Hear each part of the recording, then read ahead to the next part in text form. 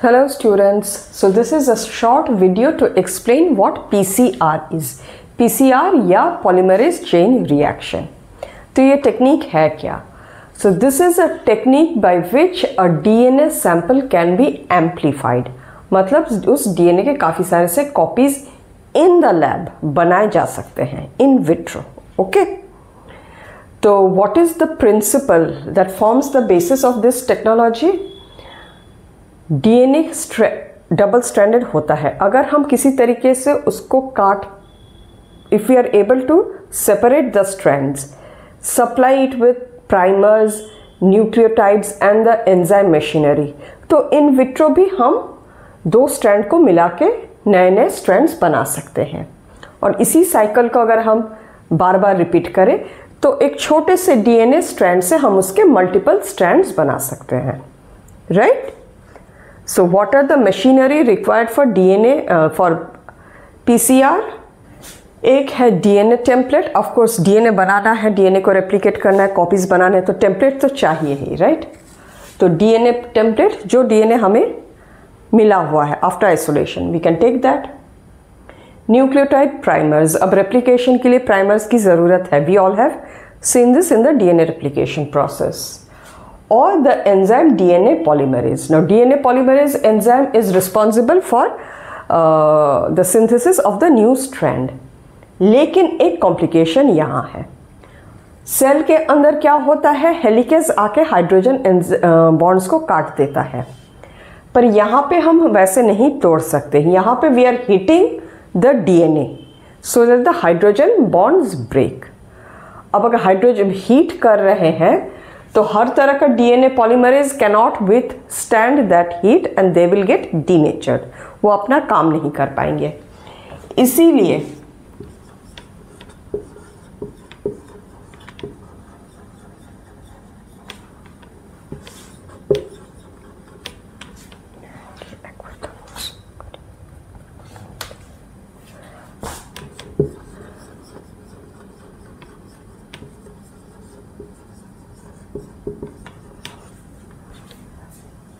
DNA polymerase which goes by the name Taq polymerase, which is highly heat resistant. Why? Because it is taken from the bacteria Thermus aquaticus.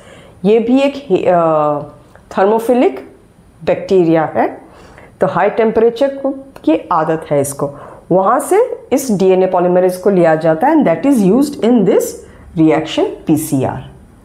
तो with this machinery देख लेते हैं कि PCR के steps क्या क्या हैं. Okay, तो अब हम स्टेप्स ऑफ PCR को देख लेते हैं. So we have this DNA. सबसे पहले it is heated. Why? To break this hydrogen bonds. Right? So this hydrogen bonds are broken. इस प्रोसेस को डीनेचरेशन बोला जाता है. Then primers are added. तो यहाँ आप देख रहे हैं कि दो strands have separated. Can you see? This is one strand. यहाँ पे मैंने लेबलिंग नहीं किया है. 5 3 5 3. So both the strands have separated. Now the primers come and attach to both the different strands. This process is called annealing. Okay. इसके बाद you give the Taq polymerase enzyme, deoxynucleotides and other जो भी requirements हैं, but primarily this two. तो क्या होगा? with this enzyme extension will start and we will have two new strands out of this. तो this process is called extension. अब इसी को many cycles आप repeat कर दीजिए. So from this one you will have many such new DNA strands from this template. Clear है? Clear है? So one thing यहाँ पे it will be ideal कि if you add